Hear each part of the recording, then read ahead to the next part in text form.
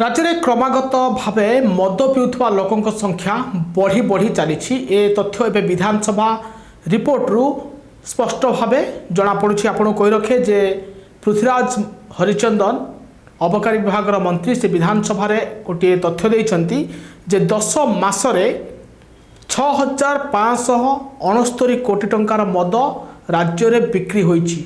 मात्र 10 मासरे 6569 कोटी टंकार मद पीछन्ति ओडिशावासी गृह एमती किसी उत्तर रखिंट पृथ्वीराज हरिचंदन। 10 मासरे ये गोटे एते टंकार मद पीवा गोटे रेकर्ड कहले अत्युक्ति हेब नहीं। आपको कही रखे जे 2023-24 मद बिक्री 7216 कोटी टंका राजस्व आदाय होता 2023-24 किंतु 10 मासरे 6569 कोटी टंकार मद एवं पी सारे राज्यवासी। से 2024-25 8195 कोटी टंकार राजस्व आदाय होता केवल मदरू।